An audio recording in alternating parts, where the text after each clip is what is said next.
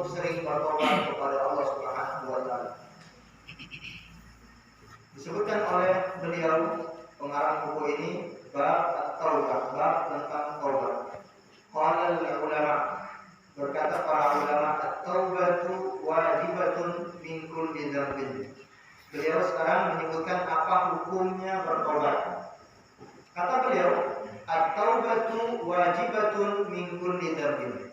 Taubat itu hukumnya wajib bagi setiap dosa. Baik dosa kecil maupun dosa besar, hukumnya wajib kita untuk bertobat kepada Allah Subhanahu wa taala. Namun ketika kita melakukan dosa-dosa kecil dengan melakukan amalan-amalan soleh ini bisa menghapus dosa-dosa kecil. Tapi hukum asalnya setiap dosa, setiap maksiat kita wajib bertobat kepada Allah Subhanahu wa taala. Dan kita jangan sampai sepelekan dosa-dosa kecil. Karena kata para ulama, jangan kamu memandang dosa apa yang kamu lakukan, tapi pandanglah siapa yang sedang kamu lakukan dosa itu. Jangan kamu memandang dosa apa yang kamu lakukan, tapi pandanglah siapa yang kamu kepada siapa kamu kerjakan dosa itu. Jangan pernah kamu memandang dosa apa yang kamu lakukan, tapi pandanglah kepada siapa dosa itu kamu lakukan. Meskipun itu dosa kecil, tapi kita sedang melakukan dosa kepada Allah Subhanahu wa taala, dan Allah tidak pantas untuk kita maksiati. Allah tidak pantas untuk kita ingkari. Maka di sini taubat hukumnya wajib bagi setiap dosa. Fa in kanatil ma'siyatu bainal 'abdi wa bainallahi ta'ala la tata'allaqu bi haqqi adamiyyun falaha salasatun syurut. Sekarang beliau menyebutkan syarat-syarat agar taubat itu diterima. Apa kata beliau? Jika dosa itu atau maksiat itu antara seorang hamba dengan Allah Subhanahu wa taala, tidak ada kaitannya dosa itu dengan makhluk atau dengan manusia, maka syaratnya ada 3. Kalau dosa itu antara seorang hamba dengan Allah, syaratnya ada 3. Syarat agar dosa itu diampuni oleh Allah. Syarat agar taubat itu diterima oleh Allah Subhanahu wa taala. Ahadua, yang pertama, ayyu'lika 'anil maksiyah, yaitu dia harus tinggalkan maksiat itu. Syarat agar taubat kita diterima oleh Allah yaitu meninggalkan maksiat tersebut. Wa tsani, syarat yang kedua, ayyandama 'ala fi'liha, dia harus ada penyesalan dalam dirinya.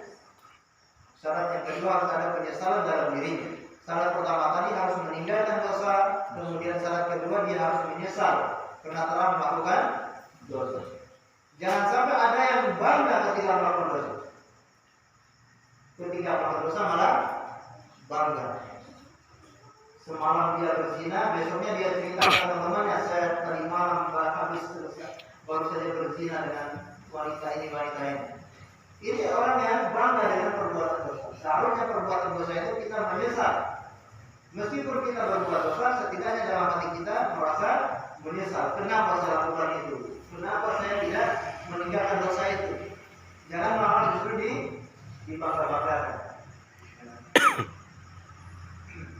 Dan sekarang ini apalagi anak muda, ketika melakukan dosa, posting di status.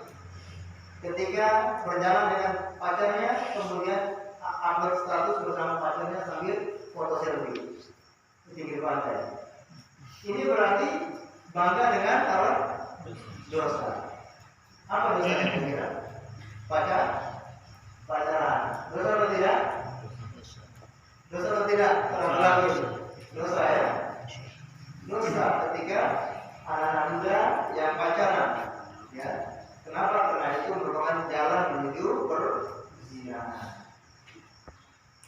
Kalau pacaran diam-diam saja, kalau usah di-upload di status, kalau upload di Facebook, di Instagram. Itulah apa pesan-pesan ada dan Facebook, Instagram dan apa. Baik, jadi intinya adalah adanya penyesalan dalam diri kita. Waktu sedangkan syarat yang ketiga, ayya'zima an la ya'uda ilaiha abada. Harus punya tekad untuk tidak mengulangi dosa itu lagi. Jadi ada berapa syarat?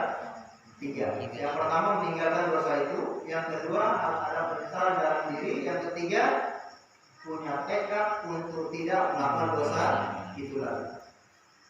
Kira-kira seandainya ketika ada orang yang melakukan dosa, kemudian dia menyesal, kemudian dia meninggalkan dosa itu, dia juga bertekad untuk meninggalkan dosa itu, tidak melakukan dosa itu lagi.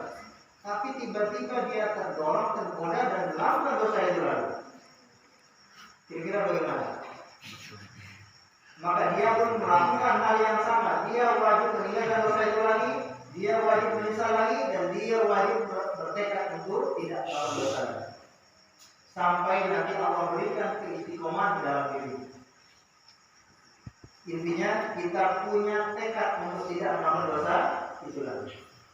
Ketika melakukan dosa, ya, ada orang yang habis melakukan dosa, kemudian dia bertekad, ya Allah, saya akan meninggalkan dosa ini terus selamanya ya Allah. Harus punya tekad. Meskipun nanti dia melakukan lagi, meskipun nanti dia melakukan dosa itu lagi, tapi setidaknya dia harus sudah punya tekad. Tapi kalau dia belum ada tekad dalam dirinya,